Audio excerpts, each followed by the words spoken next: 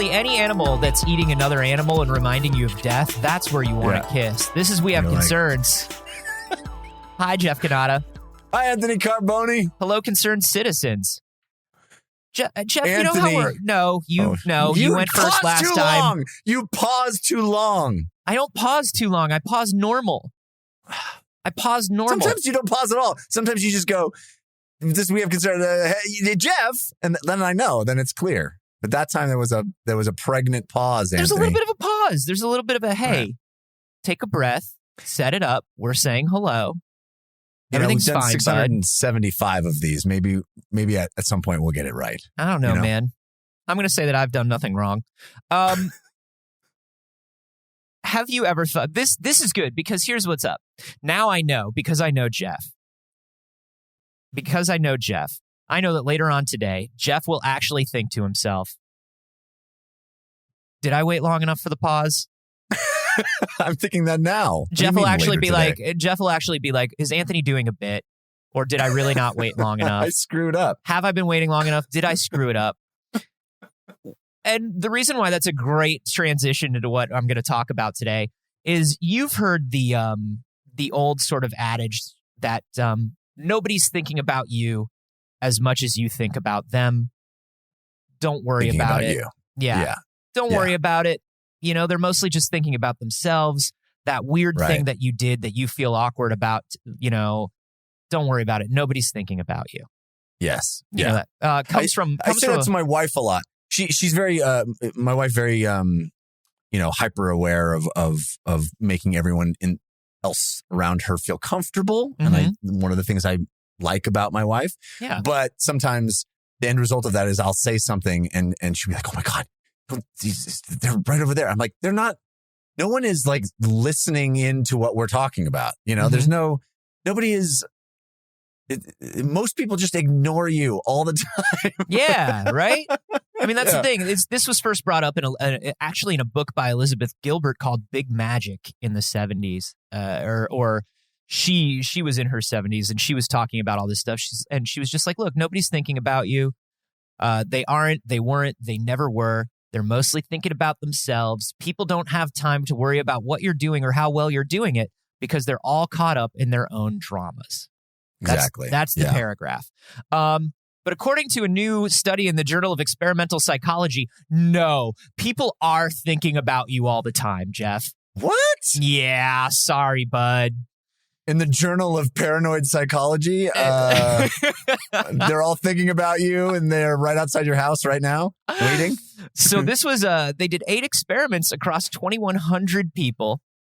Social psychologists Gus Cooney, Erica Boothby, and Mariana Lee found out that we regularly underestimate the frequency with which others are thinking about us. Really? So when you're all worried and paranoid that people are thinking about you, you're actually not paranoid enough, Jeff. How about that? I need to know the methodology of this experiment because this to me strikes me, you hear that thing of, you hear that all the time, that old, I guess it's a saying, when people say, men think about sex every 6 seconds or something like that. And you go like, how did anyone calculate that? Right. Also, that's not true. I think about ice cream every 6 seconds. I think about sex. I think about having sex with ice cream is what I think about. Yeah. Let me think. I'm trying to think about how often I think about sex versus ice cream. I don't even know. Definitely when I was a teenager or in my early 20s, it was all about the pursuit of sex. But that's a biological thing.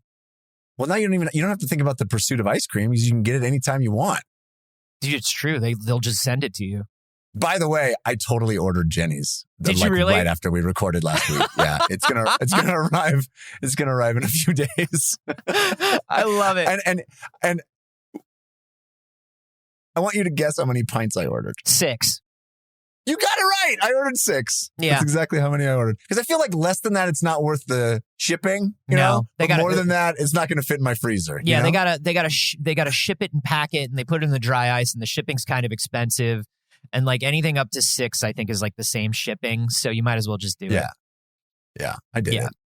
Anyway, so the gap between how much others actually think about us and how little we assume they do is called the thought gap. And the thought gap. The thought gap, which is different than the thigh gap, which is very unhealthy. Yeah. Yeah. But this is the thing. The thigh gap is an extension of how we think other people think about us. Yeah. People constantly thinking they think about your thigh gap. The thigh gap is the worst part of the thought gap, if we're honest. It's true. So here's the thing. We spend half of our waking lives communicating, right? And so we spend a lot of time after that processing that communication for various reasons, right? For professional reasons, for personal reasons, whatever, for emotional processing reasons. Yeah. Because I'm extremely self-absorbed. Yeah. Mostly because you, Jeff Cannata, are incredibly self-absorbed and everybody is thinking that about you all the time. Replaying conversations in my head over and over and over again to try to figure out what I could have done better and how I messed up. Mm-hmm. Yeah. So that tracks. The thought gap is part of something that Dr. Cooney calls meta-perceptions. Meta-perceptions are how we believe others see us, right? So how do we think about ourselves when we talk to other people? How do we remember those conversations? And how do we think about our performance in those conversations later on? These are all meta-perceptions, right? Yeah. And the thought gap is a big part of that. And the thing that's interesting is like the thought gap doesn't occur for every single conversation or relationship, right? Like, so the idea that everybody thinks about you more than you think they do it's a generalization. Some people do think about you less than you think about them. That's just natural. But like your mom might think about you more than you think about your mom, right? Right. Stuff like that. But like when you have that weird interaction with a dude in the post office who's kind of a dick, maybe you think about that more than the dick does. Right? Certainly I do. Yes. Obsess about it. What could I have said to put that dick in his place? Yeah. Yeah. What could I have said? Why was that guy acting that way? Who was that guy? I remember a guy like was coming up on me like when lanes were merging the other day when I was driving with my mom and my sister in the car, and he was speeding up to get ahead of me as the lanes were merging just to get ahead of me. Right. And he did that thing where he didn't give me the finger, but he pointed at me like I was doing something wrong in my rear view. Right. And I definitely thought about that more than that guy did. Dude, I had a very similar situation. The lanes merging thing. I don't understand this. The whole point is that I'm merging. I didn't cut you off. It's the zipper. I'm merging. It's the zipper formation, asshole. Get with the zipper, buddy. Get with the zipper. These meta thoughts that you're describing, I think are a big part of the reason why I often have a hard time remembering someone's name is because in the moment that I'm being introduced to someone and they say their name and I say my name, I am switched over into my meta perception and I am looking at this interaction and going, how am I presenting myself right now in the first moment that I'm meeting someone? Yeah. And so them saying their name is not registering it because I'm not present in that moment. Because you're too worried about back in the. Are my shoulders broad? Am I standing up straight? Am I introducing with myself my with hands? confidence? Do I look, Exactly. Yeah. How am I presenting myself? I'm like outside of the conversation looking at myself rather than being present and listening to this new human being that I should probably log in my brain in some significant way. That's so interesting. For me, it's more an ADHD thing of the way the ADHD brain works is the reason I don't remember your name is as we're introducing ourselves to each other, I'm literally taking in everything about you and your mannerisms and like, judging you severely. Not judging, but just like taking it all in. It's like, oh, this person wears this kind of bag and they stand like this and they look like this. And I can remember everything usually about a person except their name. Yeah. I can ask about their parents. I can ask how their job is going. I can ask, how are things in Seattle? Like where you live? Because I remember that you live in Bellwether or whatever. Like, you know what I mean? Like, I'm like, I know where you live. You live in Bellevue. Sorry. You live in like Bellevue and you do this and you work here and you have this purple shirt that you always wear. That's your favorite shirt. I don't know your fucking name. See, what you do in that moment is the reason I do what I do in that moment. Because I'm scanning you. Yeah, I'm 'cause Terminator like, scanning you. hyper aware of being scanned, and I'm like, what am I? Is he checking out my purple shirt? Does he know I grew up in Bellevue? Well, all that stuff. I didn't grow up in Bellevue. But what's funny is like, so they took a survey of like 2,100 people over 8 different experiments, and they found that the thought gap is pretty stable, right? Like, what it is for every kind of relationship, students that see each other in dining halls, pairs of really good friends, general chit chat, heated arguments, all kinds of emotional states and relationship states. What they found is that on average, people walked away from conversations thinking about the person they talked to, but assuming that the other person wasn't thinking about it. But in reality, we don't realize that we're on other people's minds. So wait, this is just sort of self-reported post-conversation interviews, or what are they just asking people, like, what were you thinking about after you talked to so-and-so? Is that... Yeah, they'll kind of like have people get together for conversations, or have people recall conversations throughout the day, and with other people who are members of the study, and just sort of see what they all thought about it. So this is, right. It's a tricky thing to sort of, because it's one of those things where they are depending on sort of a self-report, but they are taking in as much data as they can. But what's really interesting is like why the thought gap exists. Yeah. Like, why don't we realize we're on other people's minds? And Dr. Cooney says that the most likely explanation is we only have access to our own thoughts. Our own thoughts are available whenever we need, right? We know our own thoughts better than the thoughts of others. Other people's thoughts are a mystery. So when we walk away, we only have our perception. Yeah. And so we don't know how much the other person is thinking about us. We just know that we're thinking about that interaction a lot. And we think we think to ourselves, they can't possibly be thinking about this interaction as much as I am. But everybody's doing that. Right. We're all walking away obsessing in this self-imposed isolation. And yet we all have more in common with one another than we thought. Yeah. And what's funny is in one experiment, they looked at the thought gap over time. And they found that like as hours went on, people were still, particularly like a painful interaction or a weird or an awkward interaction, everybody was still thinking about those interactions, but they believed it's been hours. That person can't be thinking about this anymore. I'm obsessing over it. Yeah. But the other person was thinking about it just as much. I know in my own head, I often think that these things are my anxiety, right? Like, I don't know why I'm worrying about this stuff. This person's already over it. They've moved on with their lives. They're doing... No, but they haven't. They haven't. Can I tell you something funny that I'm noticing in myself right now? Yeah. I don't believe this. No? I don't believe it. I still find it very difficult to believe that when I obsess about a conversation, somebody else is also obsessing about that conversation. Well, they do want to do more work into seeing how this works with people who have social anxiety, people who have, or people at differences in age, race, profession, things like that. They weren't really looking at a lot of the demographic information so much as they were looking at the general averages here. But like, if you are somebody who has social anxiety, clearly the thought gap is going to be different for you, right? Right. So right now they're just sort of taking those averages, but there's something about this, and I know that right now everybody's thinking, oh my God, I never want to talk to anybody again. Because this is like, this is triggering a lot of people with anxiety probably, right? When I thought this, I was like, oh no, people really are obsessing about this just as much. But here's something really interesting. There's also something called the liking gap. The liking gap has been proven across a huge number of different studies now, across short and long conversations, men and women, group versus one-on-one conversations.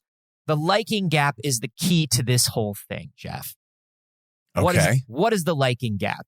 The liking gap is that ratio between likes and retweets. Yeah. It's called getting ratioed. And it happens all the time. You get ratioed, motherfucker. Yeah, that's your liking gap right there. The liking gap says other people, on average, and most of the time, like you more than you like yourself. So when you walk away from that awkward conversation, the other person thinks they fucked it up, not you. Yeah.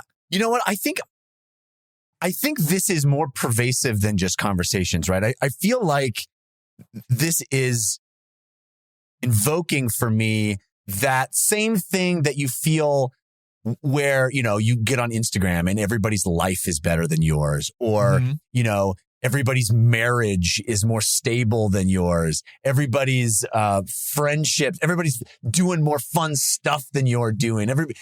It's not just grass is always greener. It's that everybody else has figured out the key to life. Everybody else is confident and you're not. Yep. Everybody else presents themselves.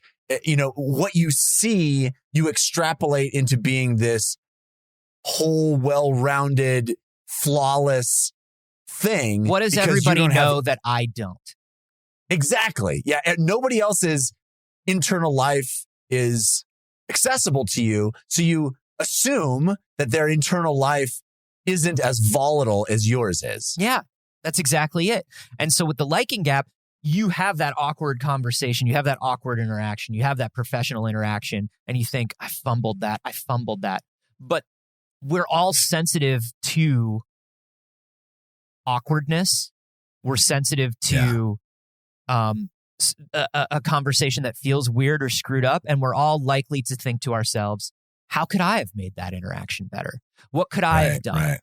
When in reality, it was their fault. Yeah, always their fault. But, if you tell a joke and it doesn't land, you think about that joke that doesn't land all day. Whereas somebody else is like, what could I have done to make that person feel more comfortable? Because they were clearly telling a joke. And I feel like I left them hanging after that.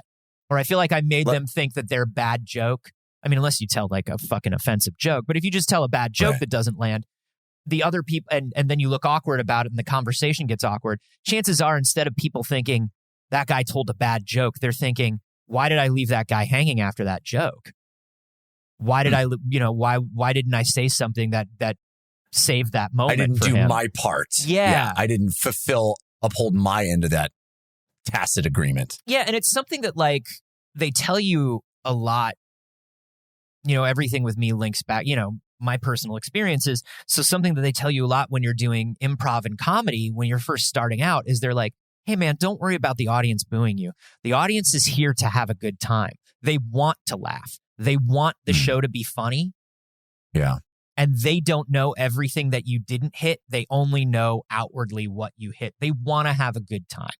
They want the best for you. And I think that's true of like everybody.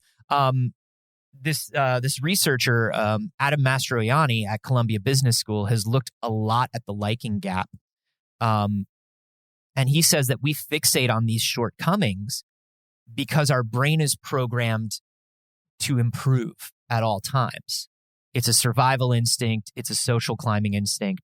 So we obsess over these awkward things because, like, we obsess over that joke that didn't land because it makes us funnier in our next conversation. That joke didn't land. I've learned something from that. I didn't remember that person's name. Next time, I'm going to be more attentive. I'm going to be more careful emotionally. The downside of it is it also does fill our head with these negative thoughts about ourselves because the root of the liking gap, Dr. Cooney and Doctors Cooney and Boothby really think that the root of the liking gap is that we are constantly comparing ourselves to an ideal version of ourselves that nobody else has in their head. So the same way that we walk away thinking about this other person and how we fucked up this conversation is because we're thinking about, in my head, there is this ideal Anthony or this ideal Jeff, and he would not have done this in this conversation. One of the ways that I relate to this heavily is it's something I think about much more often than I should, is when I have like a bad hair day, Mm-hmm. 9 times out of 10, it's completely imperceptible to anybody but me. Yeah. Right? When you, oh my God, my hair looks terrible. Most people couldn't tell you that you look any different from yesterday. Yeah. You know? I don't want to be on, for me, a lot of the time, especially like last year when I was having a lot of health stuff, it was like, I don't want to be on camera today. I look really tired. Yeah. Nobody noticed. Nobody noticed. Yeah. And I think that is part and parcel of this, that hypercritical self-view, because you are very important in your own mind, and most people are like, they're fine. Well, you can't be in it. You can't be in any other mind, right? Like, that you're having a bad hair day because you're you trapped. Always see your hair. Yeah. You notice, and you're responsible for it. Yeah, you notice small imperceptible changes in your hair from day to day because it's your hair. Yeah. Yeah. Nobody else notices these small changes. You know what I mean? I can at one point in my life, I could tell you when there were like 3 little bits of my hair that were a part of the swoop in the beginning, like the swoop in the front. Yeah. And I could tell you when those like little bits of the swoop were off. Nobody else could, but I could tell you where those 3 exact parts of it were. Those 3 strands. And I was like, oh, that fucking strand is off today. I look stupid. Yeah. Really, man? That one strand of the swoop? That's what did it? Really, it pulls the whole hairdo together. Fucked up my whole day. The thing that I have fretted about in my life is the inverse of this, though. It is the feeling that, because I think you can relate, and I think anybody can relate to that feeling of, oh, I like this person, but there's a thing they do that annoys me. Yeah. They aren't aware of it. I would never bring it up to them because we're friends, or because maybe we're just acquaintances and I don't have that kind of relationship. Whatever it is, it's not that big of a deal. Yeah. But I always go, what is that thing in me, or things, plural, in me, that people are always like, ugh, such a Jeff thing. Do you want to know? I can tell you 5 of them. I have hold on. Let me bring it up. I have a Notion. You got a Google Doc? No, I have a Notion document. Yeah, I've been keeping that. I've been waiting for you to ask. No. It's got photos? Yeah, I have a graph here. I have charts. No, I wonder that same thing too. I think a lot of us think that way, right? Yeah. Because there's got to be a number of things that really tick me off to people. I mean, in some ways, that's, when you get married, you really find out those things, Yeah. But you find out those things for that one person, right? Right. Who has that one type of personality, right? Yeah. There were things, there are things in your relationship where you're like, oh, there's this little thing that, maybe there's this little thing that Aaron does, but like to another person, that might be like a funny thing that Aaron does. You know what I mean? Because it's a different, and she has that thing about you where like, it might be something that a lot of your friends are like, that's a funny thing about Jeff, or that's a cool thing about Jeff. Because it's all different personalities. Right. But what is have your you ever been in no, go on. Well, I was going to say, have you ever been in a relationship, not a romantic relationship, but like a friendship that's like 3 people as friends, and you hang out as 3 friends, and you're 3 friends, and you're 3 friends. But then there are times when you're in a conversation with just 2 of you and one other, and you kind of say something about the third person. Not that's mean or whatever, but you're like, oh yeah, I know it's we, because we're both friends, totally understand about that third person, that thing. And then with that person, you say that something else about the other person. So there's like this dynamic. And then I go, well, if that's happening with both of these people, they are definitely doing it, the 2 of them, about me. Yeah. Right? Oh, they definitely are. Right. And but you're all friends and you all know each other super, super well. Yeah. And so that like each individual twosome can have sort of inside insight into the third person of the trio. and have little annoyances and things that are, that you two can relate to about man. that third person. And if you find, and I always go, what are they talking about me? Oh man. And if you find out, if you actually talk to them and they tell you, because it's the two people that you always hang out with all the time, you're like, oh no, this is the most annoying thing about me. Even though, like we were just saying, it may only be annoying to those two people. Right. It's very interesting. And I think, here's the thing. I think these two things together, the thought gap and the liking gap, the thought gap thing, it can be terrifying, but knowing about the liking gap in the same way, I think is actually extremely helpful, because it's like, it's got to be reassuring, right? Yeah. Cause like, oh no, people are thinking about me way more than I thought, but they're mostly thinking nice things. They mostly think about how they can be better to me, just like I'm thinking about how I could be better to them.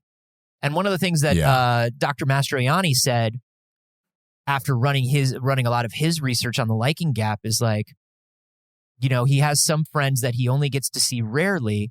And so he'll often think about all the things he wants to say to them, ask them, things that they might do together the next time they see each other. He misses his friends. And he said that one of the nice things about his study was like, I realized that they're thinking the same stuff about me. Yeah. Yeah. Another anecdotal way into this data for me is, I'm sure you've had the experience when you first start dating someone and you are on your best behavior and you're really trying to impress them and you don't want them to know that you've stolen pills from their medicine cabinet. Exactly. You're on your best behavior. Best behavior.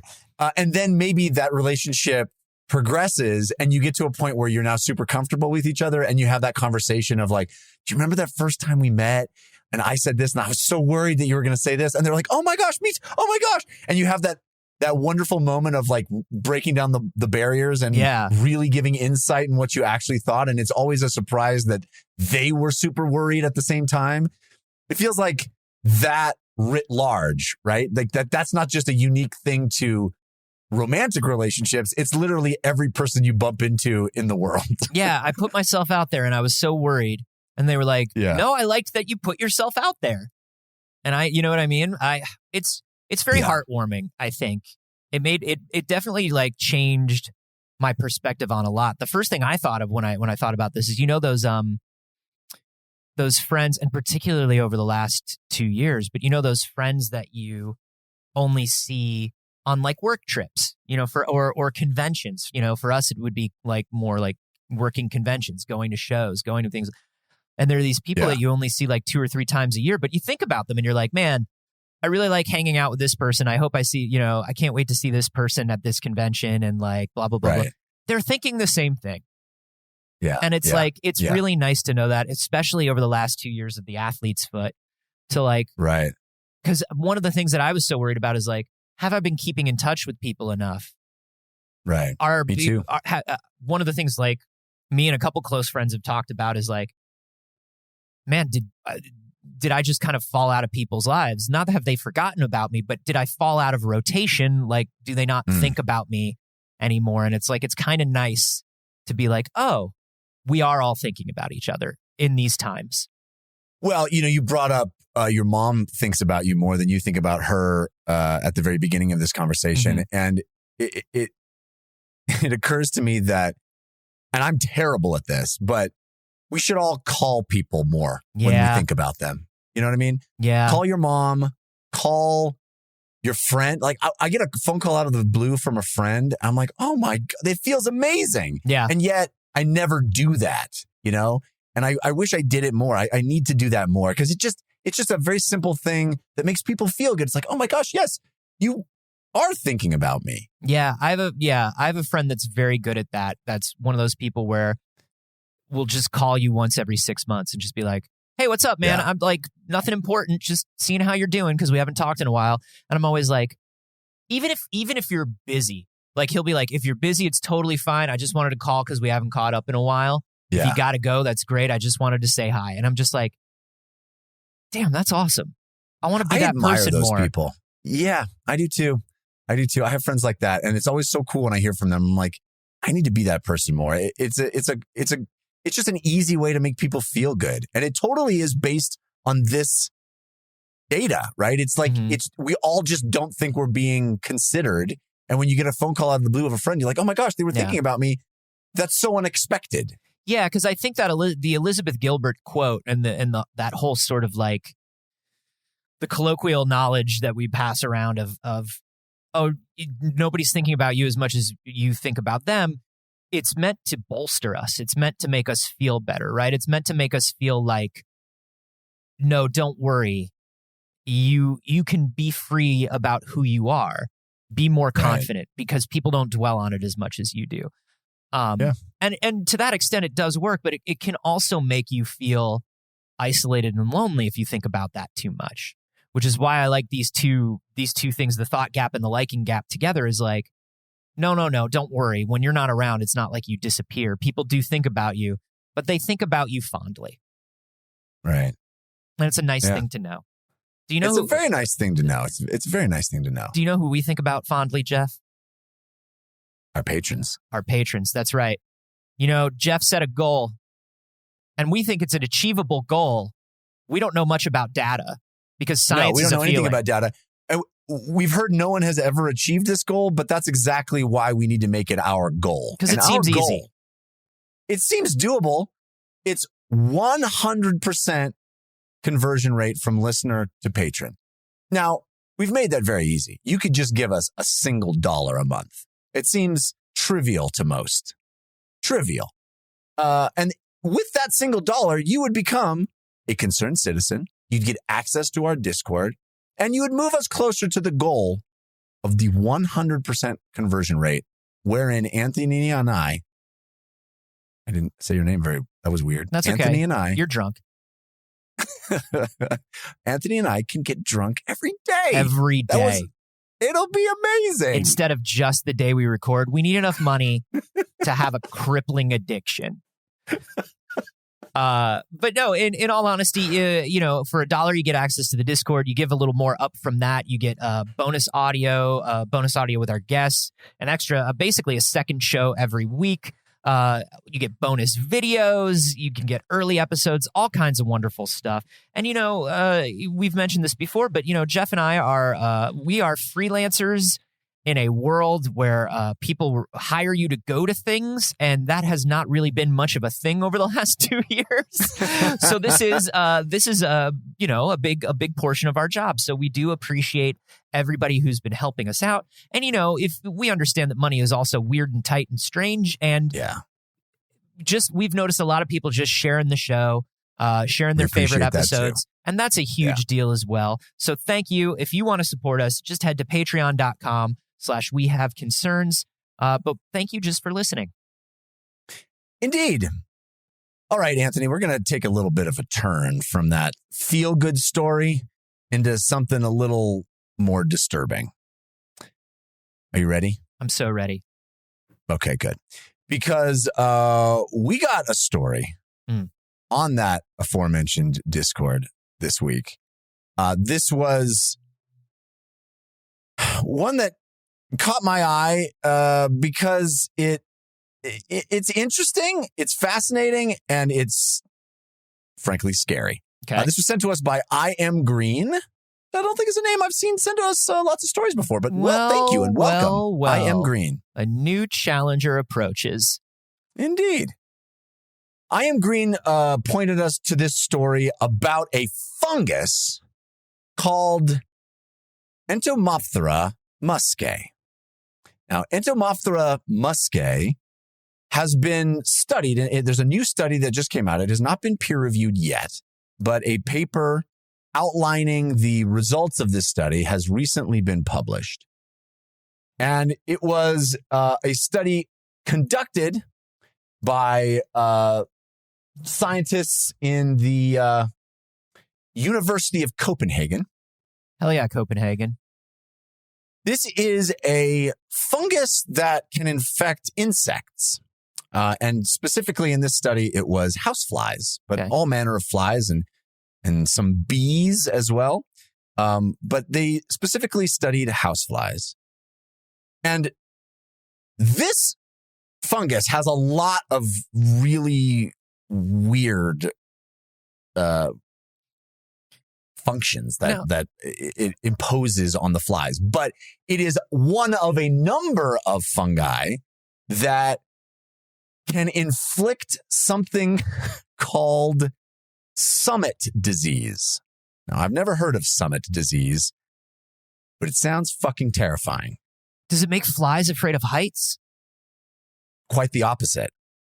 It infects the brain of insects, but specifically flies, and causes them to climb to the highest point they can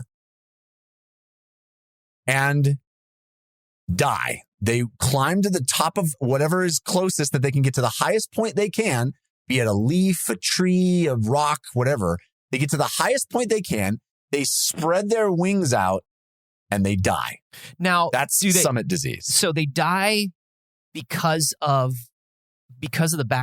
fungus makes them die? Yes. Or yes. So they are dying, and as they are dying, they want to crawl as high as possible because the fungus wants to spread spores from as high as possible to propagate itself.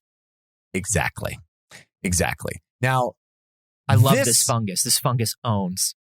This Entomophthora muscae, it does. I'm against flies right now because I had one of those. Every once in a while, no matter where you live or no matter how clean your place is in LA, there will be a day where you wake up and you're just like, oh, I guess I have flies this week.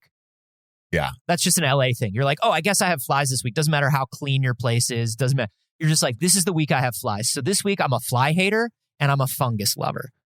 Well, you're going to be into this because this study is basically going to let us eliminate flies in a big way. Okay. Fuck the environment.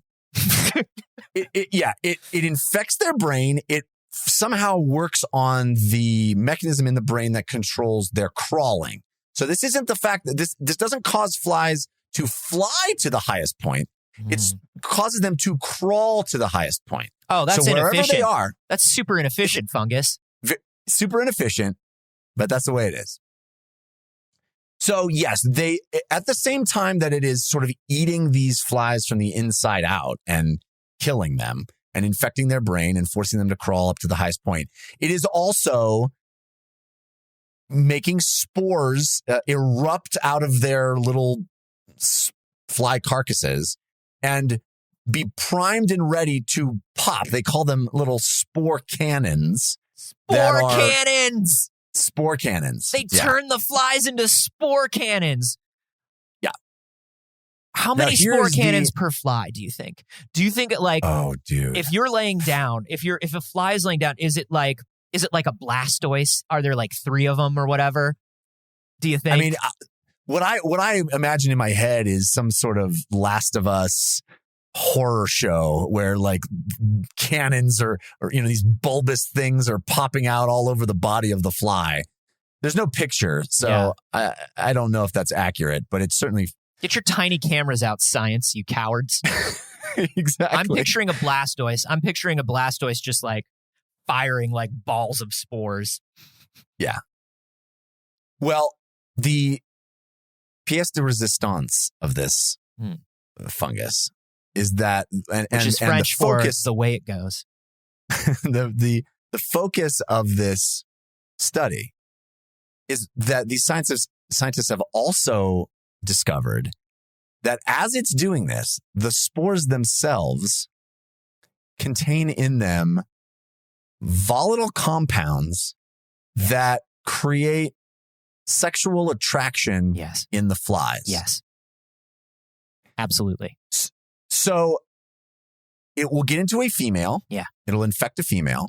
It'll cause the female to crawl to the highest point it can, extend its wings, and then let off this pheromone that attracts male flies over to want to mate with it. Right. And as they approach, the spore cannon erupts and infects the males. I love this. I love this so much. I just horny to death. I just love these flies are just Horny going to to get death. horny Exactly what to it is. death, dude. Yep. Exactly what it is. Idiot flies. Sit around in my sink, will you? Get horny and die, morons. Now, they did a bunch of tests to figure out exactly how this was working on the male flies to the extent. Was one of them At which watching the- Batman and Robin? Oh, because of. Do you think they because watch? of- Do you think they watched Batman and Robin? because of Poison Ivy? Yeah. Yeah, probably. I'm guessing that's. I mean, I think at least the researchers watched it to prime themselves. Everybody should watch Batman and Robin pretty regularly, I think. So they did a number of experiments, which was basically like getting a bunch of houseflies and seeing what they would fuck, seeing what the houseflies would mate with. And it turns out over the course of just an absurd number of tests, the flies would want to mate with the corpse of a female that was inspected, that it was in late stage spore, what is it called? Sporization? When the spores were the most disgusting and the female was dead. Yeah. They would rather screw the corpse of the most spores than even a living female housefly. Wow. Literally horny to death. Horny to death. Like they would rather have sex with a bloated, spore-filled corpse because these compounds are being released by the spores. Now, But the also craziest flies thing are about perverts. Like, can we Also, just say it? Flies are super perverts. Flies are dumb, idiot perverts. Go touch grass, flies. Do you remember that part of Jeff Goldblum's The Fly when Jeff Goldblum starts turning into a fly and just becomes a huge pervert? Just a Remember that part? horn dog. Just a total horn dog. He's like peeling his fingernails off and being like, "Oh, I want to get some." So, Dude, The Fly still grosses me out. Like, that's I love that's a messed up movie, man. like I love The Fly, but the transformation still just grow those effects even to this day. Like, I rewatched it recently and I was just like, man, those still look good. I still hate this. It is, yeah. I don't think I could. I wouldn't even be interested in watching it. It's just any sort of body horror stuff gets me worse than most other things. Oh, It's- really? Yeah. I get the creepy crawlies on that stuff. Me too, but I love watching it. So here's the craziest part of this story. Oh, for it's me. not I mean, the there's a fly lot of crazy necrophilia? parts. The fly necrophilia is not the crazy part of this story? No, Okay, no, go not on. for me. All right. I mean, I was kind of, for me, the craziest part of the story is that those compounds that they are detecting in the spores that seem to be the key to making the flies want to have sex with the infected female Mm-hmm. are not present in flies. So they're not something that the spore is sort of, accentuating in the fly. It's not making the fly, it's not taking something that the fly already uses to attract a mate and just releasing it or amplifying it. Whoa. It is literally introducing something new that the fly has never experienced before, but is super attractive to the fly. So it is Batman and Robin. It is Batman and Robin. It's Poison Ivy. This is Poison Ivy. Now, first of all, the reason I brought this story up is because, Because you love fly necrophilia. I do love, You can't get you know enough. me. I can't. That's You why know I me was. and my- That's why when I was like, the fly necrophilia isn't the weird part, you were like, no, because you're into No, it. that's normal. That's the Reddit that I subscribe to. Yeah. Fly necrophilia. Your wife's out of town this weekend. It's all fly necrophilia videos. You know me. And it's not easy to get videos of that. No, it's a As we have already very explained. particular kink. There's not a lot of it out there. Not a lot of videos. No, but It's the Where was I only going? fetish. It's the only fetish on the internet where you can run out of videos for it. yeah, and I often do. I often do. I don't know where I was going with that. Where was I going? What were we talking about before fly necrophilia? It created this pheromone basically on its own. Yes. So the other reason that I wanted to bring the story up is because, Anthony, as is so often the case on this show, we are presented with, I think, a very sellable screenplay idea here. Batman and Robin? Because history would say no. History would say no, don't do it. Don't turn back. No. Dude, I think we need to write a horror movie based on Summit disease, first of all.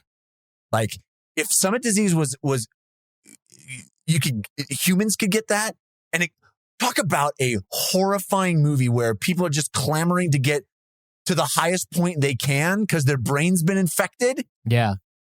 You just have hordes of people like scaling buildings and trying to just get to the tallest point they can. And then like putting their arms out and hoping other people will come up to them and so they can infect them with the spores. Dude. That's creepy. That's a great movie, This actually. is a super awesome horror movie, That's right? actually very good.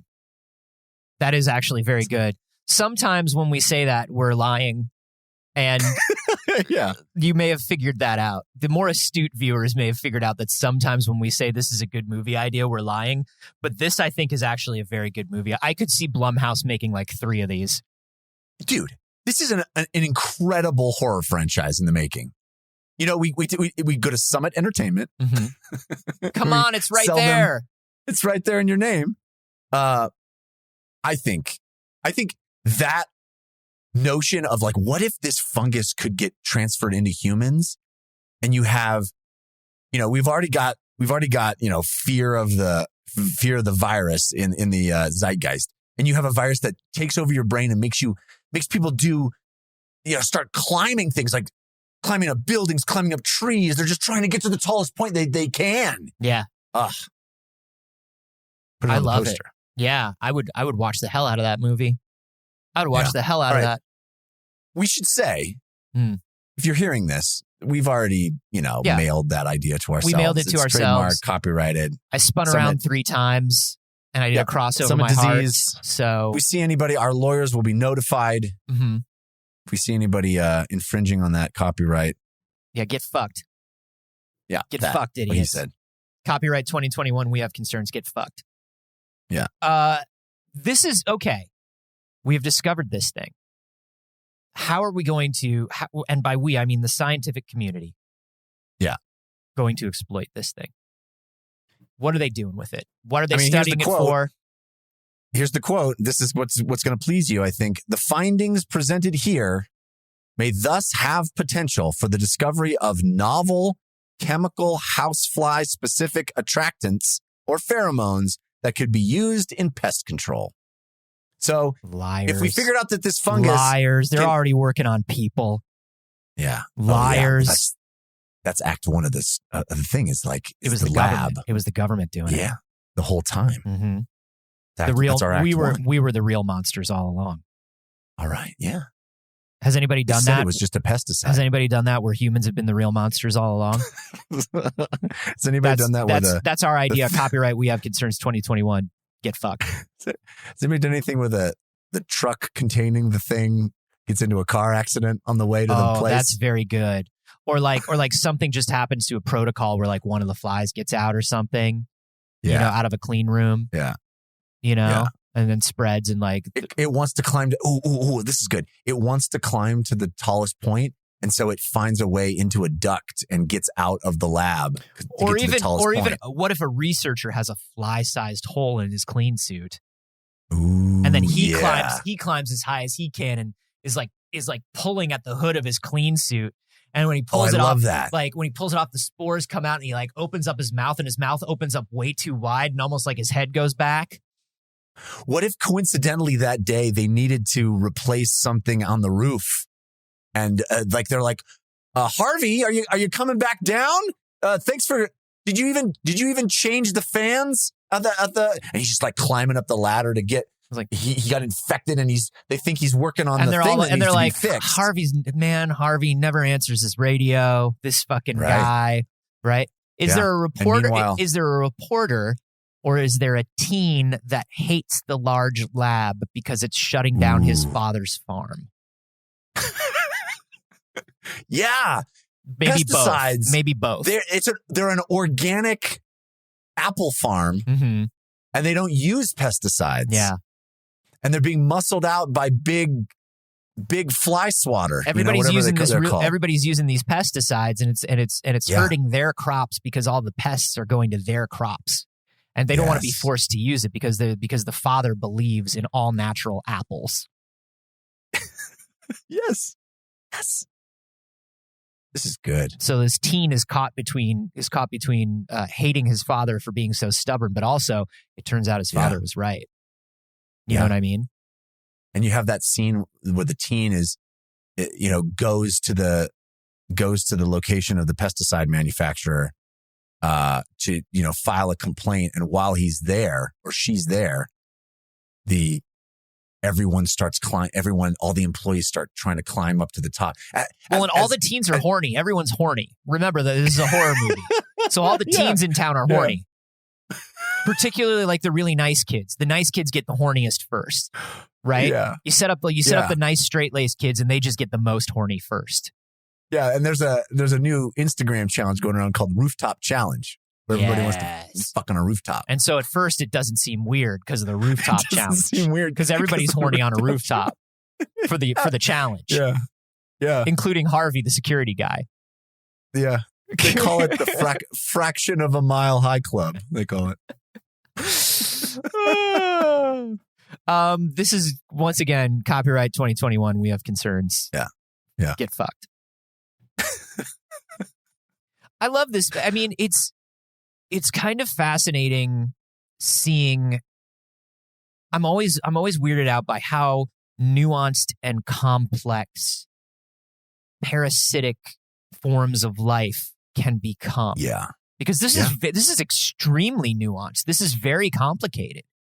Oh, yes. I mean, it does things to its host that are, as you said, very complicated and very specific. Yeah. Previously only seen in a Blastoise. Exactly. To maximize its effectiveness. Yeah. I mean, this is how can I get the most spores into the most flies? Well, let's get that fly into a high place and attract as many of them to come and have sex with it. It's weird because it's like these parasites, that they the parasites that get into cats and then and get into cat feces and then becomes something that mice pick up that make them like less afraid and like more emboldened in front of cats. It's like, obviously the biggest one that we saw is in pop culture was like The Last of Us, right? These spores that take over people that are based on these spores that take over bugs and basically take over their minds and like cause them to do different things, take over their nervous systems. It's anything that changes the behavior of something is inherently very creepy, but also fascinating because the evolutionary process to get to that point seems wild. Like how much iteration had to happen for it to stumble on such a specific set of behaviors that, managed to allow it to propagate as much as possible. Yeah. And, we're often told in situations like this, or we're told all the time that the reason these things work in animals or insects in particular and not people is that we're just too complicated. We have too many different systems going on. Like there's no one simple virus that would be able to do that or simple bacteria that would be able to do that to us. But at the same time, they did find out that like cat owners wind up being a little more reckless and a little more in love with cats because they are a little bit susceptible to this same stuff. So what we're saying, Blumhouse or Summit Entertainment, is call us because this shit's real. Shit's real, ripped from the headlines, dudes. Come on. Excuse me, dudes. Ripped from the headlines, dudes. What else do you need to hear? Blumhouse, call us. We're waiting. Our script is ready to be optioned and then written. Listen, our idea, you can copy. One thing that I know is that you can copyright ideas. Yeah. And you can copyright ideas forever. You can patent them and copyright them, and then they're yours forever. Just an idea. And so this is ours forever. And so you're going to have to call us. We do want to write a spec script, but in order to do that, in order to have the time to do that, we're going to need a 100% patron conversion rate. Yeah. Once we get to that very easy to attain 100% conversion rate, then it just greases the wheels. Then we get to spend more time on our sweet script ideas. We're going to write all these movies. Everything that we've ever said we were going to write as a movie, we can do if we reach that 100% patron conversion rate. If you want to help us get to that and get some extra stuff for yourself, remember to head to patreon.com/wehaveconcerns. And until then, I mean, we're not going to work on any of it. That's right. We simply can't do it without this seed money. We just can't. We simply cannot.